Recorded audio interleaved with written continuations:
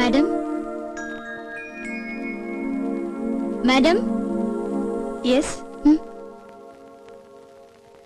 സ്വാമിനാഥൻ അയച്ചെന്ന ഗിഫ്റ്റാ. രണ്ടുപേർക്കും ഉണ്ട്. ഒരെണ്ണം അപ്പുറത്ത് കൊടുത്തു.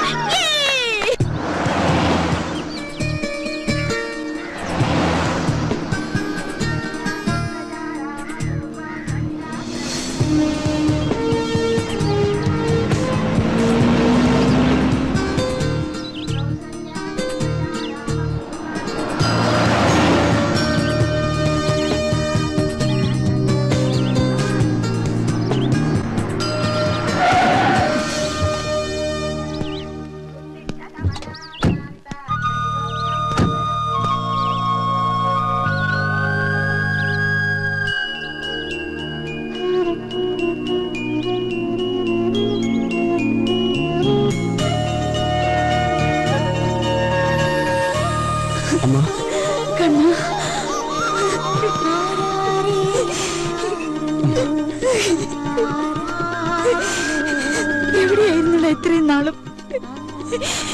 ഞങ്ങളെയൊക്കെ വിട്ടുപോകാൻ തോന്നിയില്ല നിനക്ക്? എന്തായാലും ഞാൻ വന്നില്ലേ. അപ്പൊ എങ്കിൽ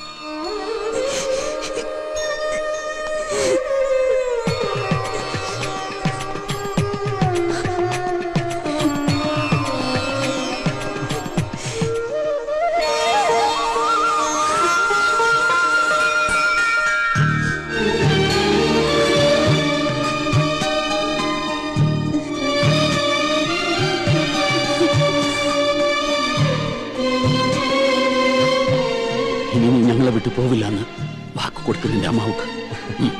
അമ്മയ്ക്ക് മാത്രമല്ല, ദാ രണ്ടുപേരോട് ഞാൻ സത്യം ചെയ്യുന്നു, ഇനി എന്നും ഞാൻ നിങ്ങളുടെ കൂടെ ഉണ്ടാവും.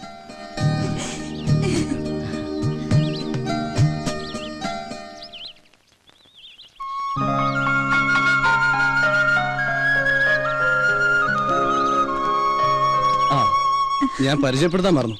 ഇത് ഗൗതം. ഹലോ, ശീതലിന്റെ ബ്രദർ.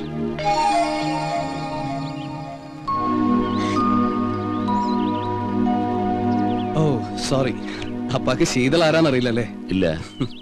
വരൂ. ഞാൻ വിവാഹം കഴിക്കാൻ പോകുന്ന പെൺകുട്ടി.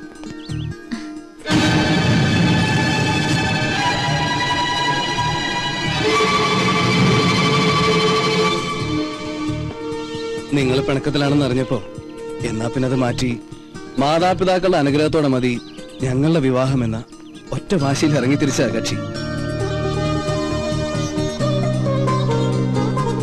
എന്തായാലും പിണക്കൊക്കെ മാറ്റി എനിക്കിവരെ പഴയ പോലെ തിരിച്ചു കിട്ടിയല്ലോ, അത് മതി. ഗോപൻ, അരവിന്ദേട്ടനല്ലേ? ഏയ് ദേ കൊറേ നേരമുണ്ട് ഒരാളോട് നിക്കാൻ തുടങ്ങിയിട്ട്. മാമ മാമേ അത് വേറെ പണിയുന്ന ആള് അമ്മാവന് சொல்றா. എന്തായാലും നമുക്ക് അടിച്ചു പൊളിച്ച് ആഘോഷിക്കണം. പിന്നെ കളഞ്ഞു പോയി എന്ന് വിചാരിച്ച മുതലല്ലേ നമ്മുടെ മുമ്പിൽ വന്ന് ചിരിച്ചു നിൽക്കണത്. നമുക്കൊന്ന് ആഘോഷിക്കണം. ആഘോഷിക്കാം. ഉള്ളപാടാ കണ്ണ, എങ്ങോട്ട്? നമ്മുടെ വീട്ടിലേക്ക്. വേണ്ട, ഇത് രണ്ടും നിങ്ങൾ പിരിഞ്ഞു താമസിച്ച വീടല്ലേ. ഏയ് ഇവിടെ വേണ്ട, നമ്മൾ ഒന്നിച്ച് കഴിഞ്ഞിരുന്ന സ്ഥലമല്ലേ. നെക്സ്റ്റ് നമുക്ക് അങ്ങോട്ട് പോവാം. ഓക്കെ. മടങ്ങിപ്പോണവരെ ശീതളും ഗോതവും അവിടെ താമസിക്കട്ടെ. അതെ, അപ്പൊ സമയം കാണണ്ട, നമുക്ക് വേഗം പോവാൻ. നമുക്ക് അങ്ങോട്ട് പോകണ്ട, ഞങ്ങൾ അങ്ങോട്ട് പോയിക്കോളാം. ഓ ദേ നീ ചിരിക്കണ്ട, നീ പഠിച്ച കള്ളിയാ. ഐ എം സോറി അങ്കിൾ, നിങ്ങളോടെല്ലാം പറഞ്ഞാലോ എന്ന് പലവട്ടം ആലോചിച്ചതാ. പിന്നെ തോന്നി ഒരു സർപ്രൈസ് ആയിക്കോട്ടെ എന്ന്.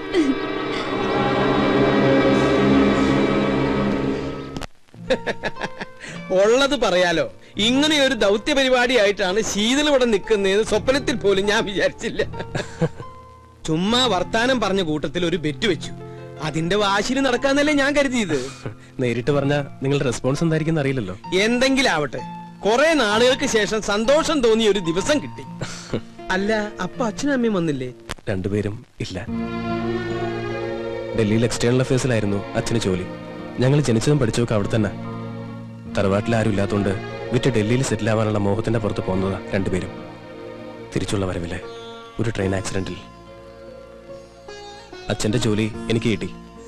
അങ്ങനെ ഇരിക്കുമ്പോഴാ യാദൃശികമായിട്ട് സ്വാമിനാഥനെ പരിചയപ്പെട്ടത്. സ്വാമിനാഥൻ അപ്പോ ബിസിനസ്സാ, പിന്നെ ഫ്രണ്ട്സായി. കൂടുതലെടുത്തപ്പോ എനിക്ക് തോന്നി ശീതളിനെ പറ്റിയ ആളാണെന്ന്. ചോദിച്ചപ്പോ അവൾക്ക് എതിർപ്പൊന്നും ഉണ്ടായില്ല. പ്രത്യേകിച്ച് കേരളത്തിൽ ജീവിക്കാൻ എന്നേക്കാൾ ആഗ്രഹം അവൾക്കുള്ളതുകൊണ്ട് കൂടുതൽ താല്പര്യം തോന്നി. എവിടെ ഡ്രസ് എടുക്കാൻ പോയ ആള്? ഗോപ, എന്തു പറ്റി? ഏയ് ഒന്നുമില്ല, ഒരു തലവേദന പോലെ. ഏട്ടൻ വന്നിട്ടുണ്ട്, പരിചയപ്പെടണ്ടേ? വാ. അല്ല, അപ്പൊ കല്യാണം എന്നാ, എവിടെ വെച്ചാ? ഡേറ്റ് ഏകദേശം നോക്കി വെച്ചിട്ടേ ഉള്ളൂ. ഇനിയിപ്പോ സ്വാമിയുടെ അച്ഛനും അമ്മയൊക്കെ ആയിട്ടൊന്ന് ആലോചിച്ച്. വാ.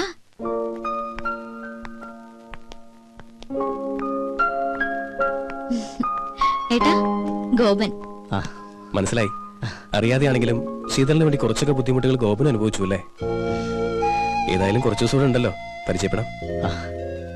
നിങ്ങൾ സംസാരിക്കേ. എന്നാ പിന്നെ ഇറങ്ങായി. ദൂരേക്കൊന്നും അല്ലല്ലോ അങ്കിൾ. ആ, അപ്പൊ ഇതായിരുന്നു നിന്റെ പ്ലാൻ. ഞങ്ങള് രണ്ടുപേരെയും നീ പറ്റിച്ചു. നിനക്ക് ഞാൻ വെച്ചിട്ടുണ്ട് കുട്ടി.